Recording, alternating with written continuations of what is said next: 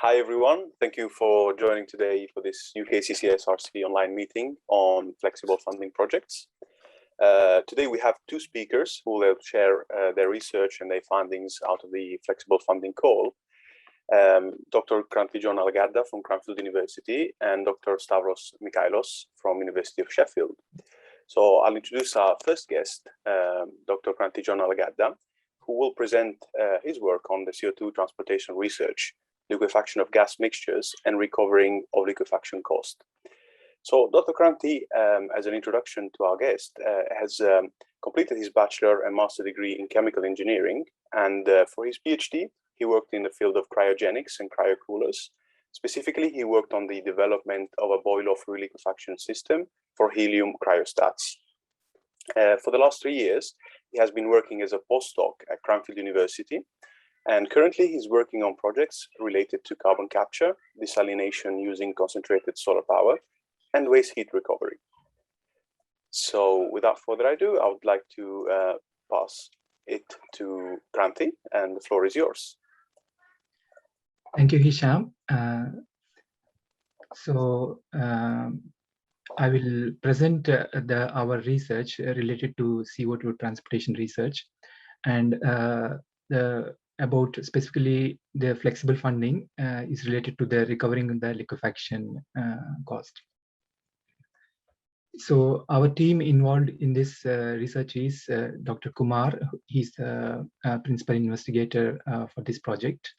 And also we have 3 MSc students who worked on these projects, Zaisis, Ujay, and Sandeep. So the outline that I will be following for this presentation is, first I'll give a brief introduction, followed by I will talk something about liquefaction of CO2 and the implications of impurities for liquefaction of CO2. And finally, I will cover something about recovering liquefaction cost by cold thermal energy utilization. Carbon capture and utilization process is quite familiar to this audience. And specifically, I want to point out that after CO2 is captured, it is transported in pipelines or ships.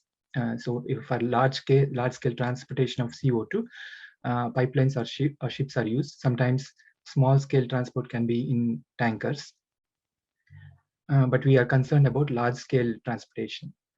Now, ship transport offers the advantage of low capital investment, and it helps to integrate smaller hubs. So the particular focus of this research is on ship transportation of carbon dioxide.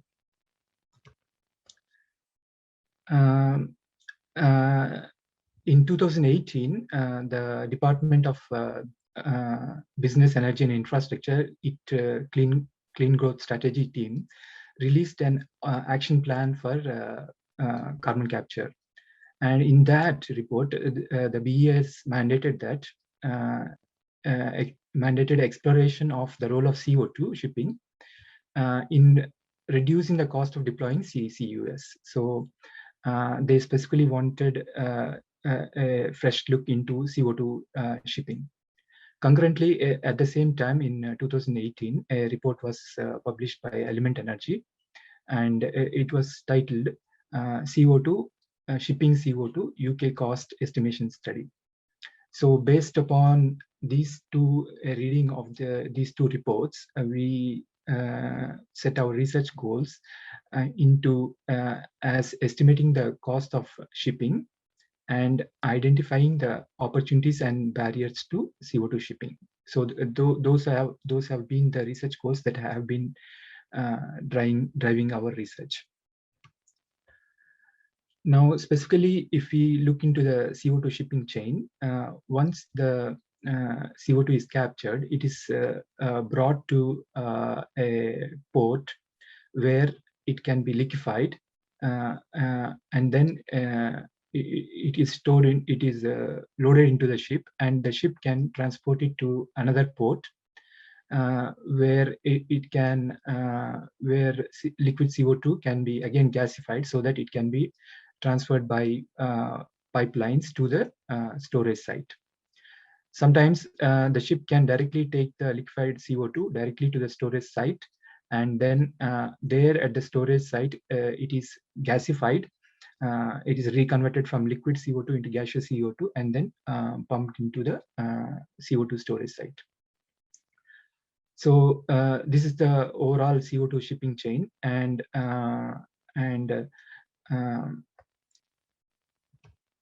if we consider the costs of the shipping chain, this pie chart gives the total cost of this shipping chain, and in that cost you can see that the liquefaction fuel cost is about 20%, and the liquefaction operation cost is about 10%, and the liquefaction capital expenditure is about 5%.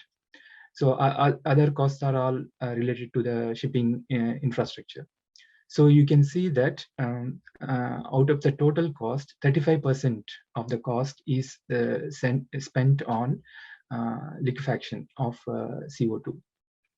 Now, and you can also see that the operation and fuel costs are more than the capital costs. So you can see the operating cost is 30%, which is much higher than the capital expenditure. So the question we were asking ourselves was, can we do something to recover this cost? So the first thing that we analyzed is, so we thought, first let's analyze the liquefaction process itself and see if we can reduce something in there. So initially we considered liquefaction of pure CO2, and pure CO2, as you all know, pure CO2 liquefaction temperature depends upon the pressure. So for example, at 15 bar, the liquefaction temperature is minus 29 and or minus 28.5 specifically. And as you lower the pressure, the liquefaction temperature increases. At 6.5 bar, it is about minus 52.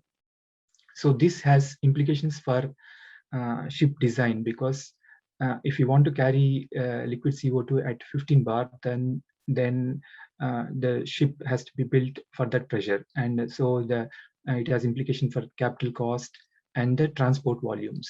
So because the density is different, we can carry different. The quantity that is carried in the ship depends upon the pressure. So in this study, we chose the final state as 6.5 bar minus 52, and we analyzed different liquefaction cycles. So for example, here, this is the flow diagram of one of the liquefaction cycles that we analyzed. This is an ammonia cycle cascading to an ethane refrigeration cycle.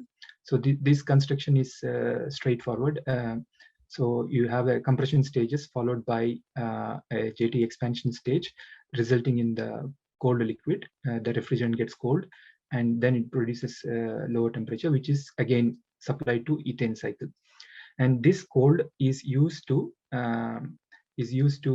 create minus 6.5 bar minus 52 liquid CO2. Similarly, we considered another liquefaction cycle, which is called the Linde-Hampson cycle. So in the Linde-Hampson cycle, we have the compression stages followed by again JT expansion and recuperation. So here the gaseous CO2 is directly operated on without the use of a refrigerant. Thirdly, we considered an ammonia refrigeration cycle helping an liquid Linde-Hampson cycle. So this is called as the pre-cooled Linde-Hampson cycle. And finally, we considered a two-stage dual pressure Linde-Hampson cycle. So we have two stages of expansion. And so this is the first stage, and we have the second stage. So instead of from high pressure, in two stages, we reach the final pressure stage. So we analyzed the total specific work required for each of these cycles, and it is presented in the graph here. And you can see that the cascade system consisting of ethane and ammonia, it has the lowest specific energy required to liquefy CO2 to liquefy CO2. So that we calculated to be around 112 kilowatts per ton of CO2. So when we compare this with the values available in literature, we can see that it compares quite reasonably well with those values reported in literature. So so now we know that from this study we know that the liquefaction of CO2 itself is quite okay. Now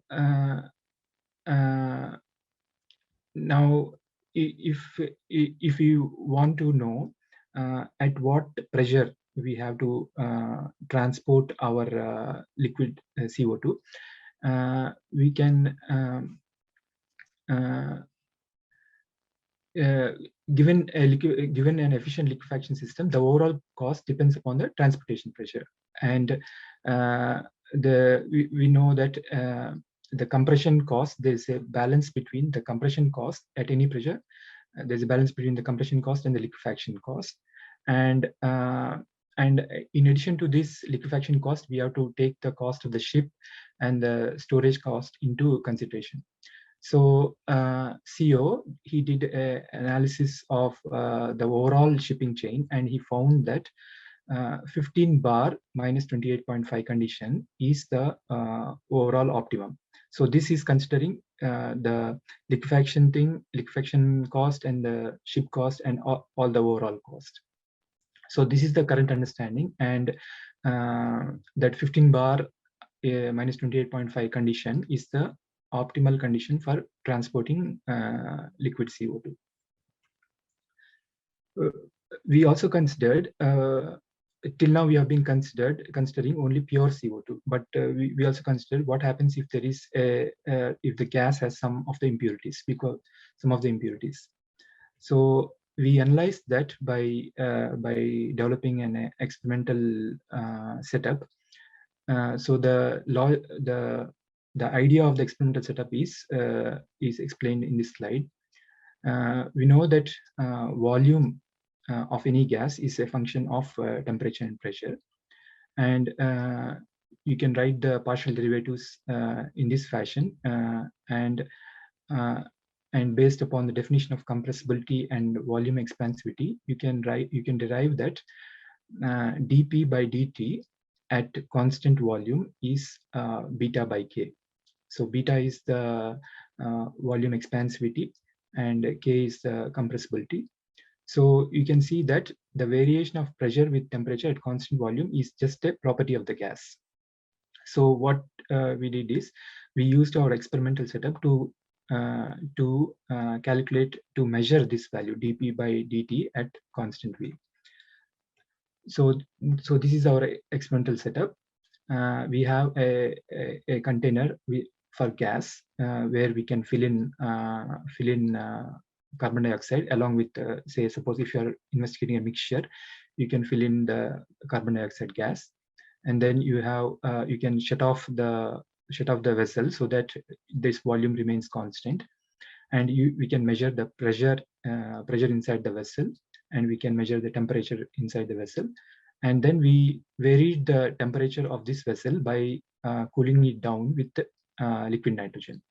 So you can see a picture of the experimental setup here. So by doing this, what we can see is we can see how temperature varies with pressure. Temperature varies with pressure for different things. So we did this study for pure CO2 and CO2 with water, with 0.1% water, and CO2 with 4.6% nitrogen. So you can see this is the plot of how pressure varies with temperature, and we went down till minus 50, where carbon dioxide forms the forms ice, solid phase. So from this we can calculate the derivatives, the slope of this line, which gives the slope of this line will be dou p by dou t at the constant v, because we kept our volume constant, and so we get an indication of the property of the gas. So from that you can see that how the derivatives vary with the different gas mixtures. So you can see that having impurity in the gas changes the property of the gas, changes the partial derivative, and so we know that it changes the property of the gas. So you can see that there are two regimes here. So and the slope changes in two areas. So this point is particularly the dew point or the liquefaction, where the liquefaction starts. So we calculated that liquefaction point, and we can see that for the gas mixtures that we investigated, the liquefaction point is changing. For example, it is about minus 28 for pure carbon dioxide, but it changes to about this is minus 32, and this is about minus 34, 35. So the presence of impurities alter the liquefaction temperatures, and when we are doing a system design, these have to be taken into consideration. So now we know something about liquefying CO2, but can we recover some of the energy, some of the cost that we are incurring because of liquefying CO2? Now, as an estimate of the enormity of the liquid CO2 energy, we try to estimate what amount of energy we spend into liquefying CO2. And so when the ship takes say for example in this route, when the ship takes the liquid CO2 for storage, once it reaches the site, the liquid CO2 is vaporized, and it is sent for storage. So a typical ship, we consider a typical ship, it carrying about 11,500 meter cube of liquid CO2 at 15 bar and minus 28.5 degrees centigrade.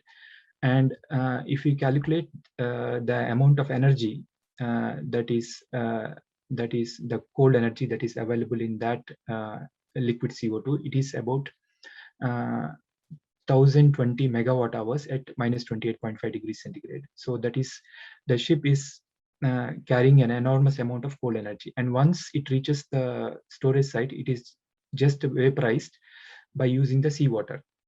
So all the liquid CO2 is vaporized by taking the seawater, heat from the seawater.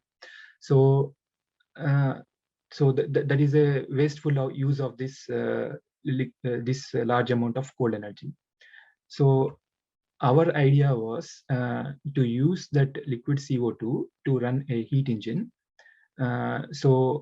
Heat engine between seawater and liquid CO2. So for the heat engine, the hot temperature will come from the seawater, and the cold temperature will come from the liquid CO2, and the heat engine will produce the electric power. And at the same time, we also thought about an cold thermal energy storage system to use some of the cold, because once the ship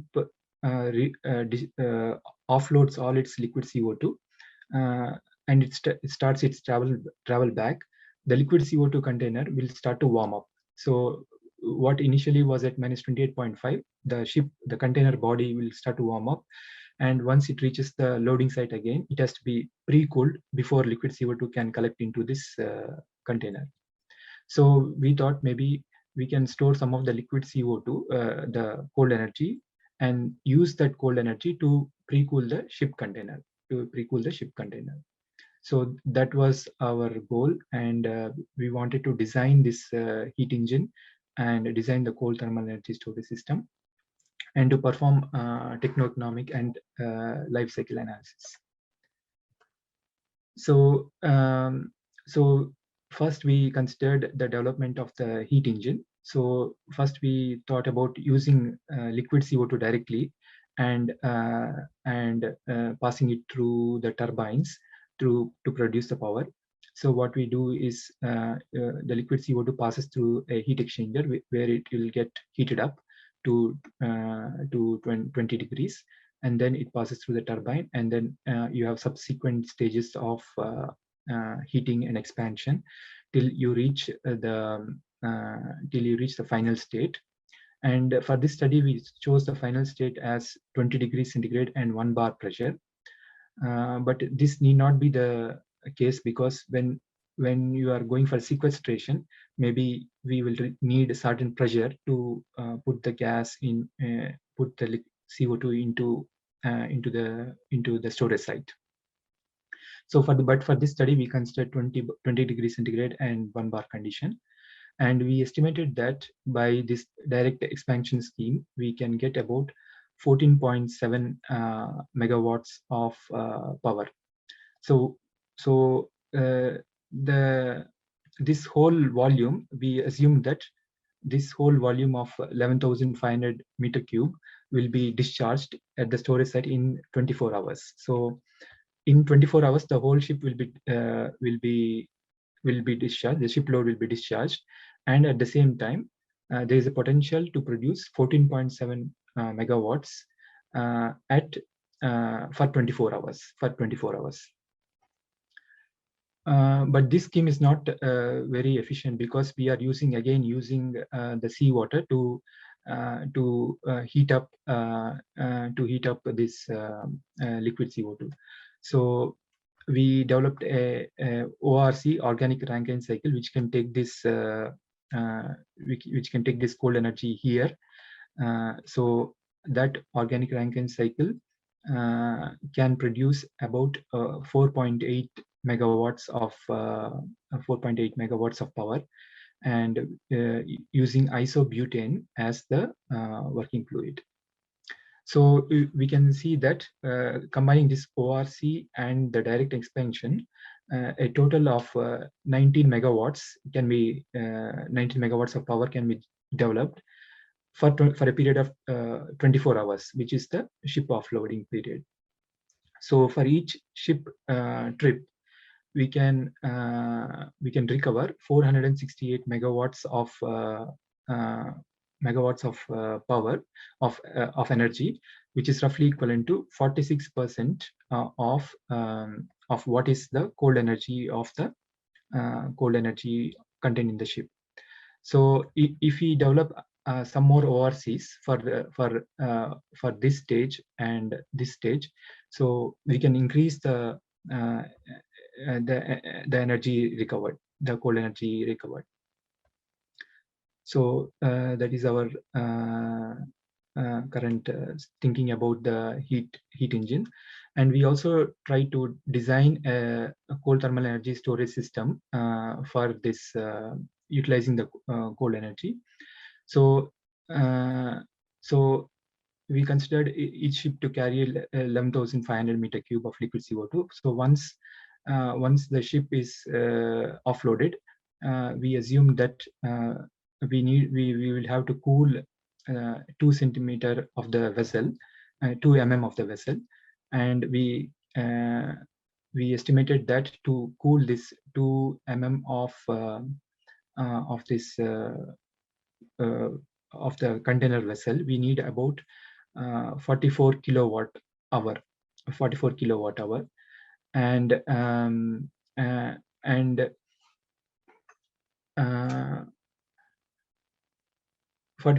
hour for 7 tanks, and there will be 7 tanks. So a total of a total of 308 kilowatt hours is required to cool the entire tanks in the ship.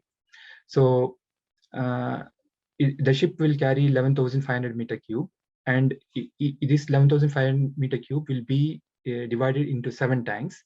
So each tank will require a cold energy of 44 kilowatt hours. So totaling to about 308 kilowatt hours of cold energy. So we designed a cold thermal energy storage system which can accommodate that much of cold energy, and so we estimated that a CTES tank carrying 4,200 kg of a eutectic material, which can phase change at -26, can do the job.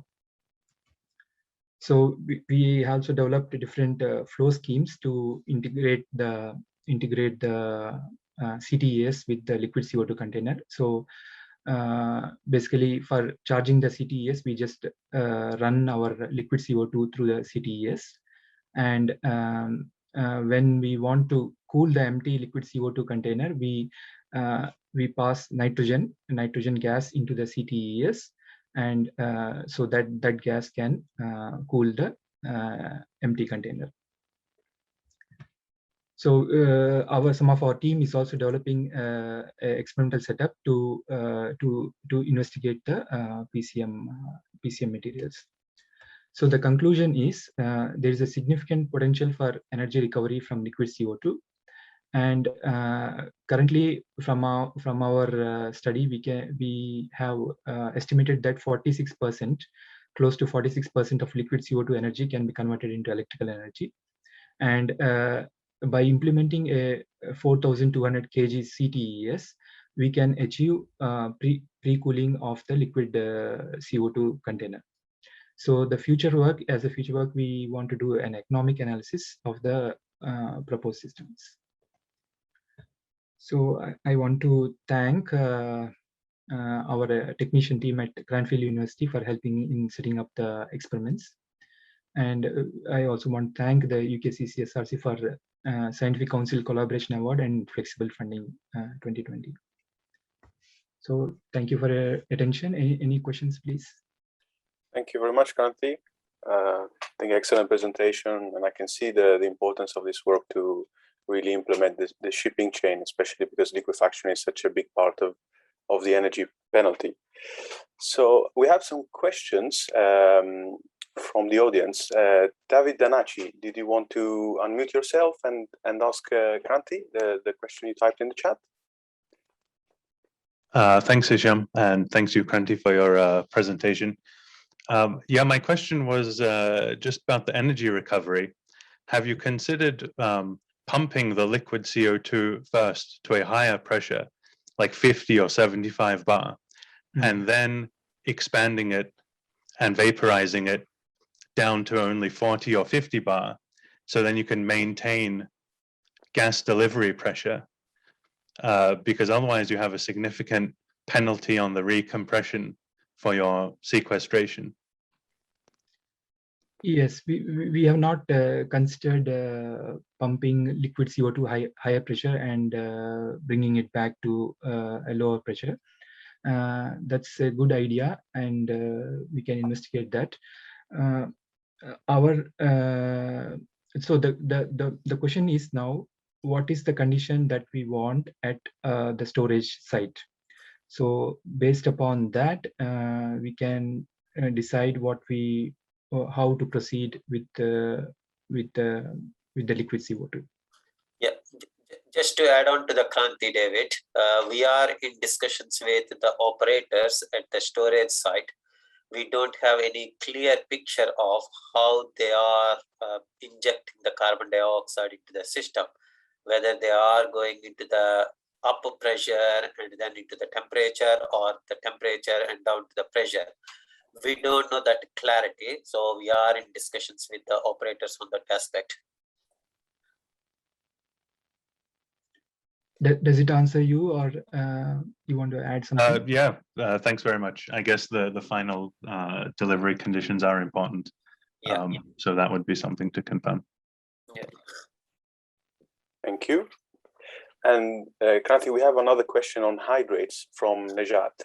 Nejat, did you want to unmute yourself and ask Kranthi? Yeah, hello. Thanks for a good presentation. My question is in the chat. There is always risk of the hydrate once you deal with the CO2, especially I see you mix the water vapor and the CO2 and then trying to reduce the temperature to minus 52.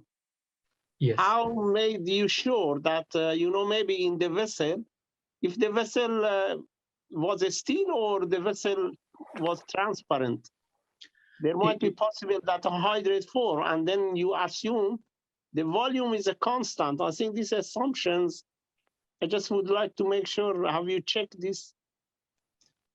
The vessel was made of steel, so we couldn't look into the vessel. And this vessel is about two liters vessel. And so the quantity of gas we put in is also very small in that. So the change itself by change in the volume of the vessel when it's solidifying is, I think it will be very negligible. Okay. So do we have any more questions from the audience for Kranthi?